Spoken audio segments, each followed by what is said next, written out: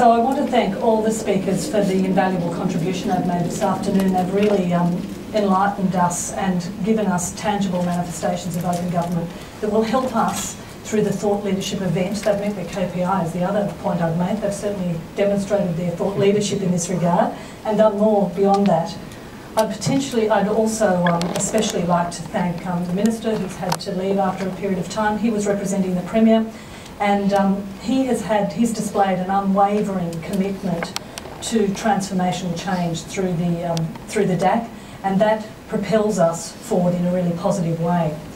The DAC causes me to also ask the question, what is open government? And I think we're all blessed by being in a room full of such intellectual power today and such experience. But I'm particularly blessed because I have the former Australian Information Commissioner on my table, who's now the New South Wales Ombudsman, who asked the most relevant question.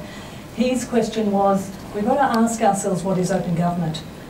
Open data is one manifestation. Open government is a far bigger concern. And what I want to talk to you this afternoon is about open government. So let me start with the three precepts, the three essential elements of open government.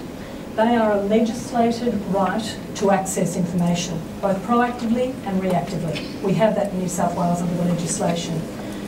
The second element is the right to hold government to account, to expect transparency in dealings with government. And again, we have that enshrined in legislation in New South Wales. And the third and the fundamental element that I want to speak to you about this afternoon is this notion of public participation. And again, in New South Wales, I'll talk to you about our legislated right to work with government to inform policy development and inform service delivery. So in the same vein as we've talked about joined-up service delivery, and I thank Simone in particular for that example, it was really powerful, I'd like to talk to you about how our collective commitment to open government can help us to answer some of the big questions we face. The biggest question that I think we face is, what are the most important features, what are the essential elements that allow us to have the most effective service delivery outcomes for the most effective policy solutions? Now that's a big question. So to assist in answering that question, I'm going to provide two powerful examples. They're in the areas of exponential budgetary allocation for governments, but also of exponential growth in terms of citizens' needs and requirements. Their healthcare and their aged care services. I'm going to provide two examples that have been highlighted in the UTS research that we released yesterday. The IPC commissioned that research to look at how we could advance the objects of the Government Information Public Access Act. And there are many examples provided in that research, but these two are very powerful examples. So the first one is in the area of healthcare. The example provided in the research is of a Bluetooth device fitted to a Ventolin inhaler. The Ventolin inhaler in New South Wales retails for about $6 to $8. In America, I'm told by IPC knowledgeable staff, who are frequent travellers as well, that it retails for anywhere up to about $80 in America. So there's a significant cost associated with the treatment of asthma in America. So this Bluetooth then downloads GPS location into a phone, an iPhone or a smartphone, and uses that data to inform a diary, a personal health diary, for someone suffering from asthma. That's very powerful. It enables the individual to make informed decisions about where they'll travel, how they'll be treated in particular areas, what level of treatment they'll need to self-administer.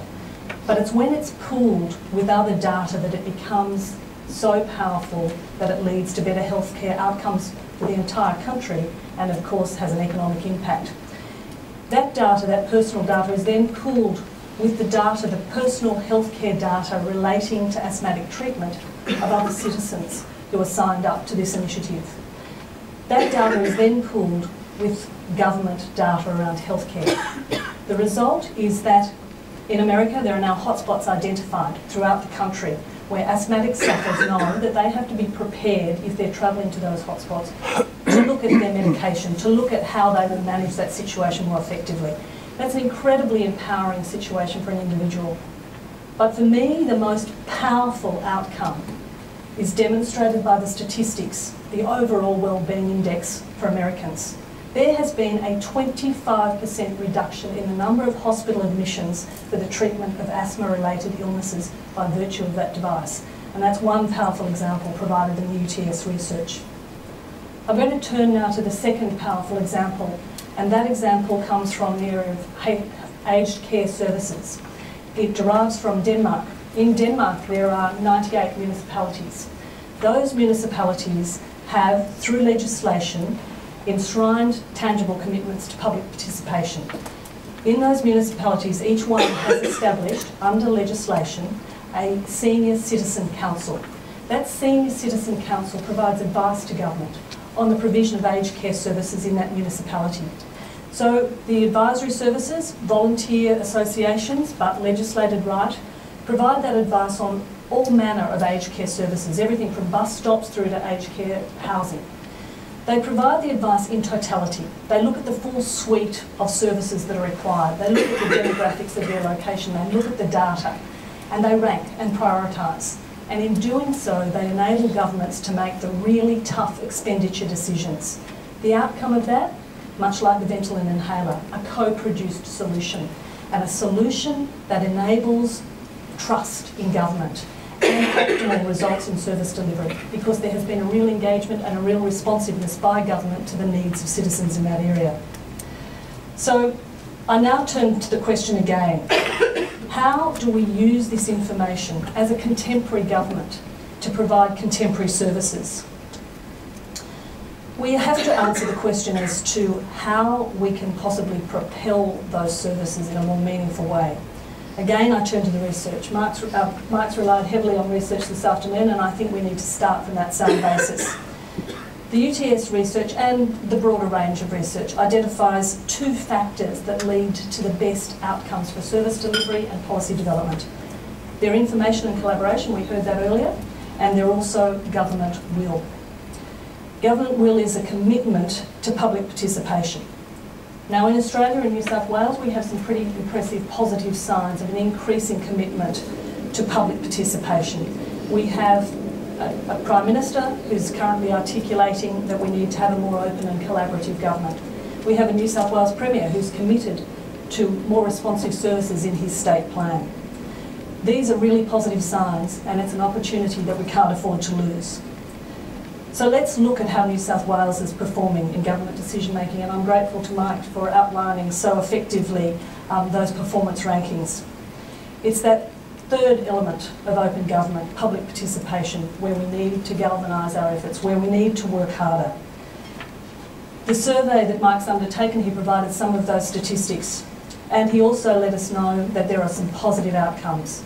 But there are areas in which we need to really galvanise. We have a long way to go in certain areas. The lowest rankings for customers and businesses alike from that survey were in a demonstration of openness and transparency in decision making and in encouraging public participation in government decision making. That ranking of 6 and 6.5 is pretty significant. We have a gap that we need to close. We need transformational change to achieve that. But we should be optimistic, and we should be optimistic for two reasons. One, the Premier's commitment in the state plan to delivering more responsive services, but secondly, knowing that we have an existing legislative mechanism under GIPA to encourage, enshrine and independently monitor public participation. And that right has been enshrined in GIPA since 2010. It's largely remained unactivated, and it's the activation of that provision that I will announce to you and commit to today. We need to fully activate that mechanism to engage and empower New South Wales citizens and government and businesses. We need to co-produce, and we need to deliver the sort of positive outcomes that you've heard about today. And we need to build trust through citizen engagement. Let's turn to our state or interstate counterparts. I thank Ian in particular for outlining the $1.4 billion infrastructure plan for over 10 years that was developed using citizen participation techniques in Melbourne.